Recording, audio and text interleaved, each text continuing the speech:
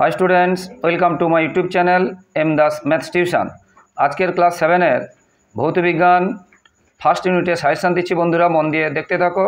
এই সাজেশন থেকে তোমাদের ম্যাক্সিমাম তোমরা কমন পেয়ে যাবে, 90% কমন পেয়ে যাবে। আমি কিন্তু মানে দায়িত্ব নিয়ে বলছি, তাই মন দিয়ে দেখতে থাকো বন্ধুরা। তো প্রথম অধ্যায় তাপ চ্যাপ্টার থেকে তাপ কাকে বলে এটা আসবে। তাপ কাকে বলে, তাপ ও তাপমাত্রা কোন যন্ত্রে মাপা হয় এটা আসবে। তাপও কোন যন্ত্রে মাপা হয়, তাপমাত্রা কোন যন্ত্রে মাপা হয় এটা আসবে। তাপ কিন্তু থার্মোমিটারে নয়, এটা মনে রাখবে। তাপমাত্রা থার্মোমিটারে, আর তাপমাত্রার আরেক নাম কি উষ্ণতা। উষ্ণতা বলে তখন থার্মোমিটার করবে, এটা কিন্তু খেয়াল রাখবে বন্ধুরা। এবারে থার্মোমিটারে কোন তরল ব্যবহার করা হয় না, পারদ। কোন তরল ব্যবহার করা হয় এটা আসবে। আমাদের দেহের তাপমাত্রা সেন্টিগ্রেড স্কেলে কত আর ফারেনহাইট স্কেলে কত, এটা কিন্তু আসে, খুব করে আসে। সেন্টিগ্রেড স্কেলে কত আর ফারেনহাইট স্কেলে কত। সেন্টিগ্রেড স্কেলে হচ্ছে 37 ডিগ্রি সি আর ফারেনহাইট কত হচ্ছে 98.4 ডিগ্রি এফ। জলের যে হিমাঙ্ক কত আর জলের স্ফুটনাঙ্ক কত। জলের স্ফুটনাঙ্ক হচ্ছে 100 ডিগ্রি সি লিখতে হবে, আর হিমাঙ্ক 0 ডিগ্রি সি। জলের বুঝতে পেরেছো, বাষ্পায়ন যেটা বলে, বাষ্পায়নও কত হবে 100 ডিগ্রি সি। আর বরফের তাপমাত্রা কত, বরফের তাপমাত্রা হচ্ছে 0 ডিগ্রি সি বা 32 ডিগ্রি এফ। যদি বলে কত ফারেনহাইট, তখন কিন্তু 32 ডিগ্রি ফারেনহাইট বলতে হবে। এবারে ফারেনহাইট স্কেলের নিম্ন স্থিরাঙ্ক কত, ঊর্ধ্ব স্থিরাঙ্ক কত, আর সেলসিয়াস স্কেলের নিম্ন স্থিরাঙ্ক কত, ঊর্ধ্ব স্থিরাঙ্ক কত, এবং তাদের প্রাথমিক অন্তর কত। ঊর্ধ্ব স্থিরাঙ্ক থেকে নিম্ন স্থিরাঙ্ক বাদ দিলে প্রাথমিক অন্তর হয়। যেমন ফারেনহাইট স্কেলে ঊর্ধ্ব স্থিরাঙ্ক 212 আর নিম্ন স্থিরাঙ্ক 32, তাহলে 212 থেকে 32 বাদ দিলে 180। ফারেনহাইট স্কেলে প্রাথমিক অন্তর হবে 180, নিম্ন স্থিরাঙ্ক 32 ডিগ্রি ফারেনহাইট এবং ঊর্ধ্ব স্থিরাঙ্ক 212 ডিগ্রি ফারেনহাইট। আর সেলসিয়াস স্কেলে আমরা জানি 0 আর 100, নিম্ন স্থিরাঙ্ক 0 ডিগ্রি আর ঊর্ধ্ব স্থিরাঙ্ক 100 ডিগ্রি। 100 থেকে 0 বাদ দিলে 100ই হবে, সেই জন্য এর হচ্ছে প্রাথমিক অন্তর হচ্ছে 100। এখানে ডিগ্রি দেবে না, 100 ঘর।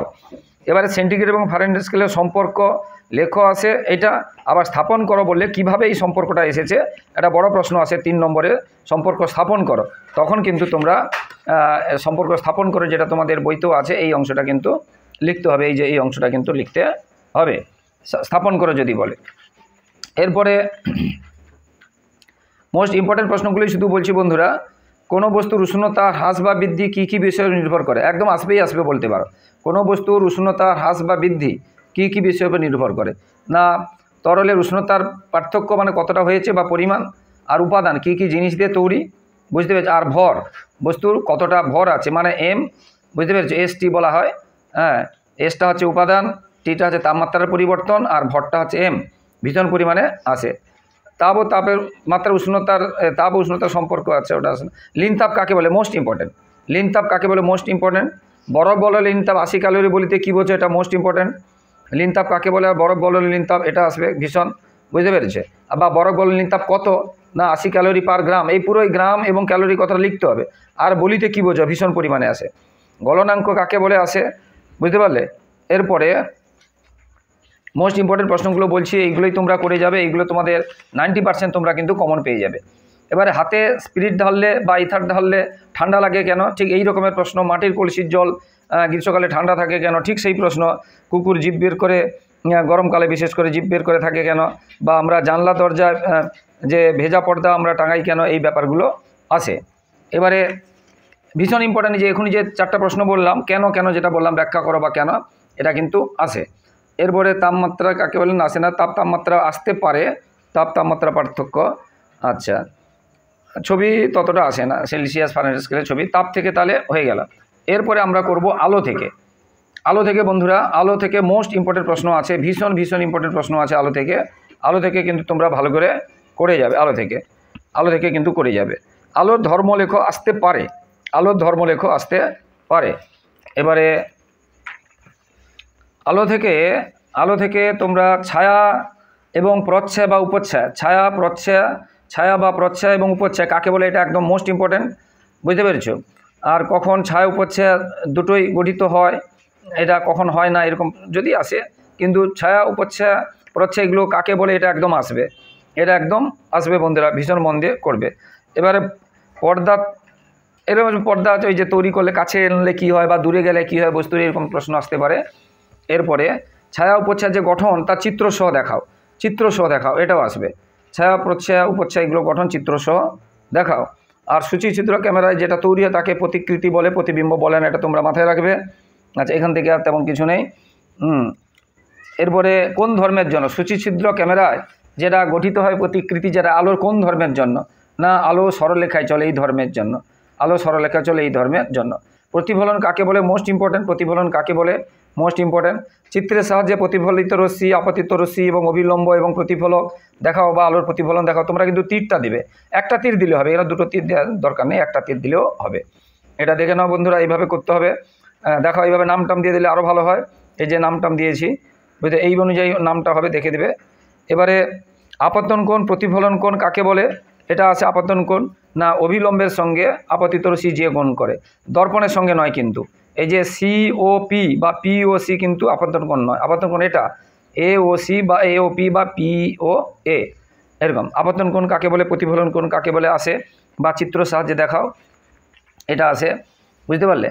এরপরে মানে একটি আলোকরশ্মি পর্দার সঙ্গে, যেটা মোস্ট ইম্পর্টেন্ট, যেটা এখানে বললাম, এই দর্পণের সঙ্গে 30 ডিগ্রি, এই যে এটা বললাম, ধরো এই অংশটা 30 ডিগ্রি, তাহলে এটা তো আপতন কোণ নয়, তাহলে আপতন কোণ এটা, তাহলে আপতন কোণ কত হবে? এটা পুরো একটা 90 ডিগ্রি হয়।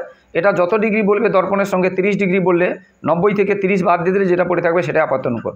যদি এটা 45 বলে 90 থেকে 45 বাদ দিলে পড়ে থাকলো 45, এটা আপতন কোণ। আর আপতন কোণ যত হবে প্রতিফলন কোণ তত হবে। এটা 45, এটা 45, এটা 60 হলে এটা 60, বুঝতে পারলে। এইভাবে আসবে। দর্পণের সঙ্গে বললে কিন্তু 90 থেকে বাদ দিতে হবে। আর ডাইরেক্ট যদি আপতন কোণ বলা থাকে তখন কোনো বাদ দেওয়ার কথা নেই। এবারে প্রতিফলনের সূত্র লেখো, ভীষণ পরিমাণে একদম আসবে। নিয়মিত প্রতিফলন কাকে বলে উদাহরণ দাও, এবং বিক্ষিপ্ত প্রতিফলন কাকে বলে উদাহরণ দাও, এবং তাদের পার্থক্য, এবং উদাহরণ এবং তাদের পার্থক্য। নিয়মিত প্রতিফলন, বিক্ষিপ্ত প্রতিফলনের উদাহরণ এবং পার্থক্য, এটা আসবে বন্ধুরা। আর কোন প্রতিফলনে আমরা কোনো বস্তুকে দেখতে পাই, এই যে আমি পড়ছি এটা লেখাটাকে, এটা কি থেকে কি প্রতিফলন? না, বিক্ষিপ্ত প্রতিফলন। আর সিনেমার পর্দায় কি প্রতিফলন হয়? বিক্ষিপ্ত প্রতিফলন, বুঝতে পারলে, সিনেমার পর্দায়।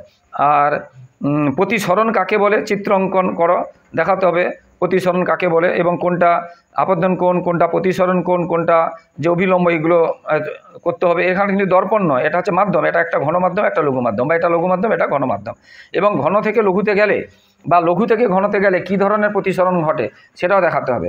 এটা খুব করে তোমরা করে রাখবে, যে লঘু থেকে ঘনতে গেলে প্রতিসরণ কোণটা ছোট হয়ে যাবে, আর ঘন থেকে লঘুর দিকে গেলে প্রতিসরণ কোণটা কী হয়ে যাবে? বড় হয়ে যাবে। এবারে সিনেমার পর্দা সাদা ও মসৃণ হয় কেন? অমসৃণ, মসৃণ না, এটা একদম আসবেই আসবে, ধরে নিতে পারো। সিনেমার পর্দা সাদা ও অমসৃণ হয় কেন?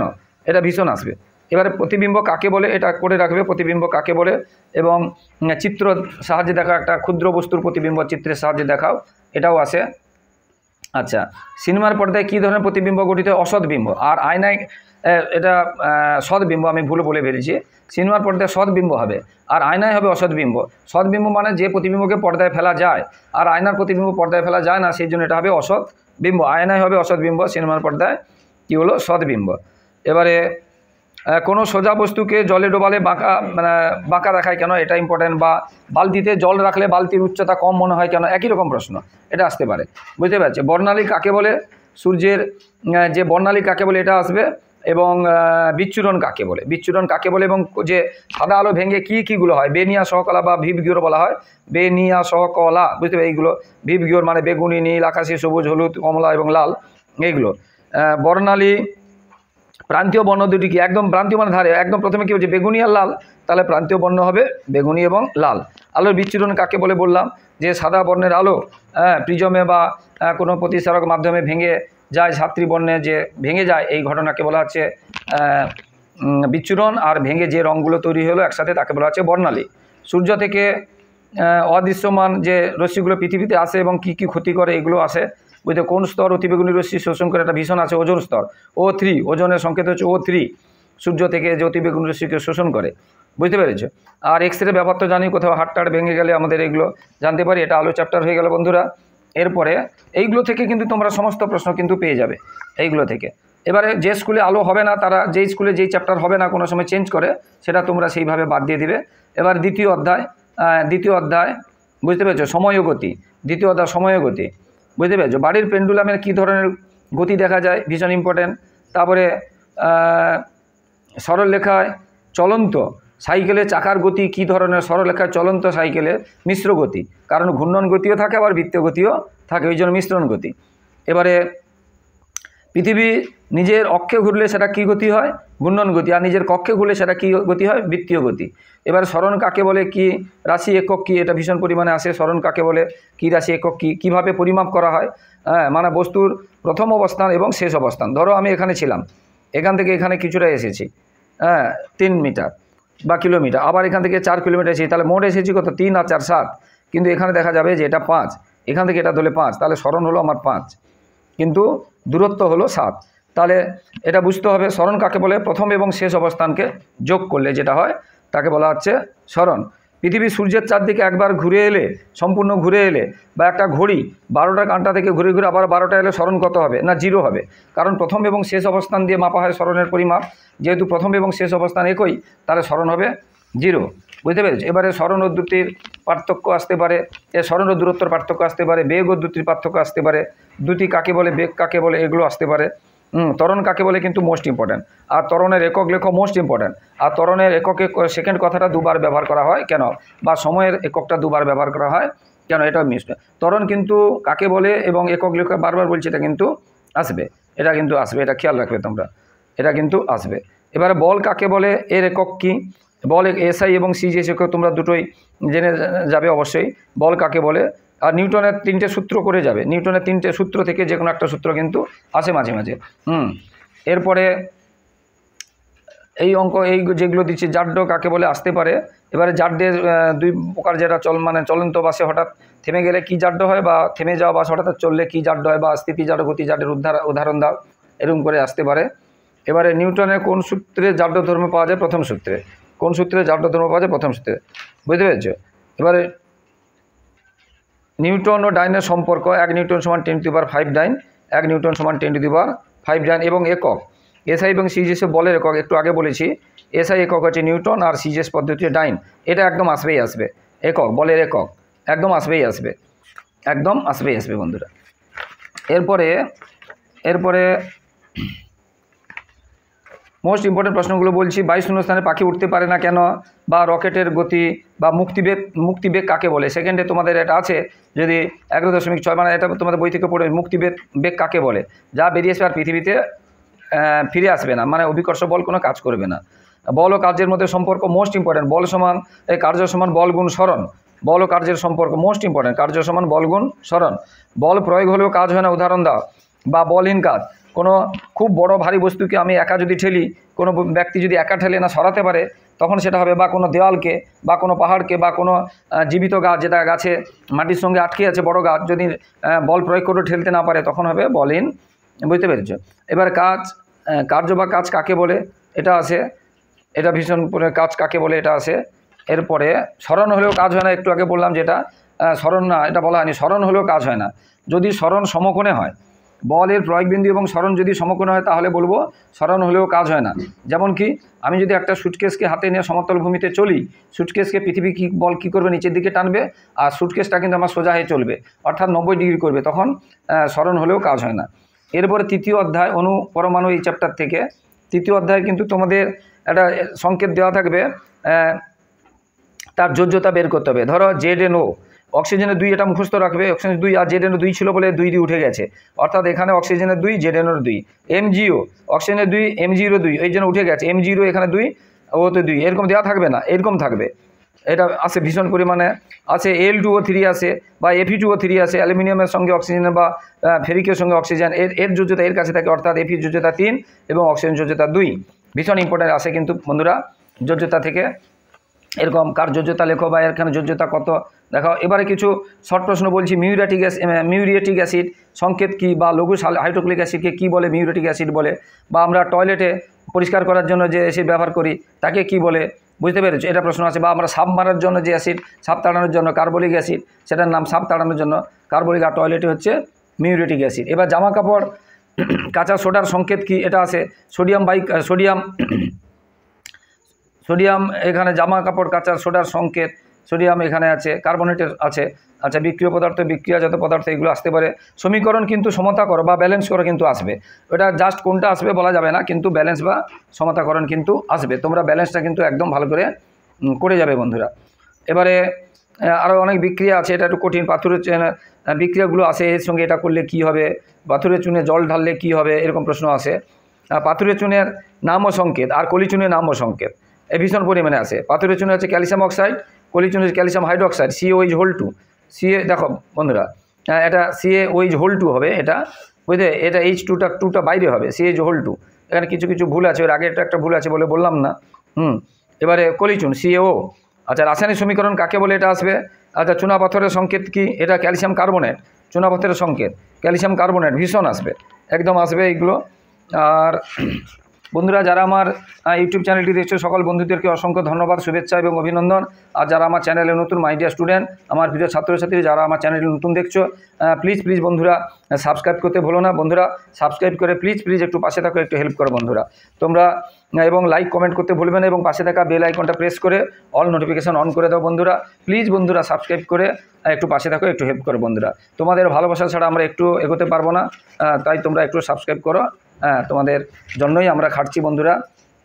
এরপরে আর দুই একটি প্রশ্ন আছে, ধরো চিহ্ন, বুঝতে পেরেছো, চিহ্ন লেখো আছে। সোডিয়াম Na হবে, পটাশিয়াম K হবে, এরকম কিছু কিছু, আয়রন Fe হবে, পারদ Hg হবে, এরকম কিছু কিছু চিহ্ন লেখো, বুঝতে পারলে। এটা কিন্তু আছে, এটা কিন্তু ভীষণ পরিমাণে আছে, যেগুলো নামের সঙ্গে বানানোর মানে মিল নেই, বুঝতে পেরেছো।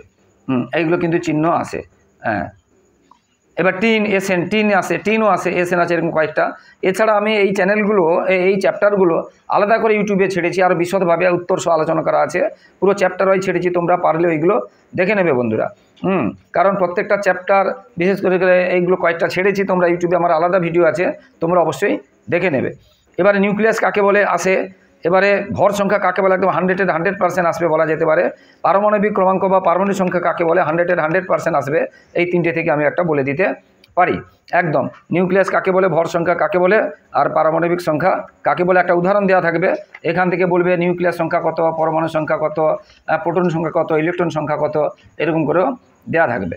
যেমন আমি যদি এখানে একটা উদাহরণ দিয়ে দেখিয়ে দিচ্ছি বন্ধুরা, ধরো অক্সিজেন এখানে এখানে আছে, এখানে 17 আছে, এখানে বলবে প্রোটন কত, এখানে বলবে প্রোটন কত, বা ইলেকট্রন কত, বা নিউট্রন কত, বা পারমাণবিক সংখ্যা কত, বা ভর সংখ্যা কত, বুঝতে পারলে। তো আমরা নিচেরটা হচ্ছে প্রোটন, মানে 6টা, ইলেকট্রনও থাকবে 6টা, নিউট্রন উপর থেকে নিচেটা বাদ দিতে হবে, বাদ দিলে আমরা এটা 8 হবে, এটা ভুলে 6 লিখেছি, এটা 8 হবে, ভুলে 6 লিখেছি, 8 থেকে বাদ দিলে এটা এবারে পারমাণবিক সংখ্যা বা পারমাণবিক ক্রমাঙ্ক কত, ওইটা হবে, আর ভর সংখ্যা হবে উপরেরটা, এরকম করে প্রশ্ন থাকবে, বা XY দিয়েও থাকতে পারে।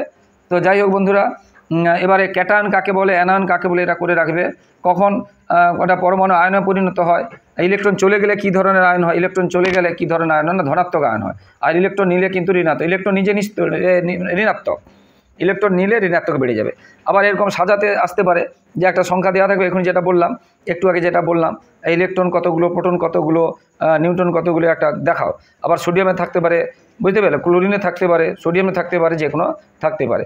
তো বন্ধুরা এখনই ভিডিওটা শেষ হচ্ছে, তাই সকলকে আবার শেষে ধন্যবাদ, অভিনন্দন, শুভেচ্ছা। এবং বন্ধুরা তোমাদের রিকোয়েস্ট করছি আবার প্লিজ বন্ধুরা সাবস্ক্রাইব করে পাশে থাকো, এবং তোমাদের বন্ধুদেরকেও শেয়ার করো, এবং মাধ্যমিক উচ্চ মাধ্যমিকে সাজেশন দেওয়া হয়, টেস্ট বারে প্রশ্ন উত্তর করে দেওয়া হয়, এবং তোমাদের সেকেন্ড ইউনিট, ফার্স্ট ইউনিট এবং থার্ড ইউনিট অর্থাৎ অ্যানুয়াল পরীক্ষারও আমরা সাজেশন দেওয়া হয়, নমুনা প্রশ্ন উত্তর সহ করে দেওয়া হয়, ম্যাথস ভীষণভাবে আলোচনা করা হয় চ্যাপ্টার ওয়াইজ।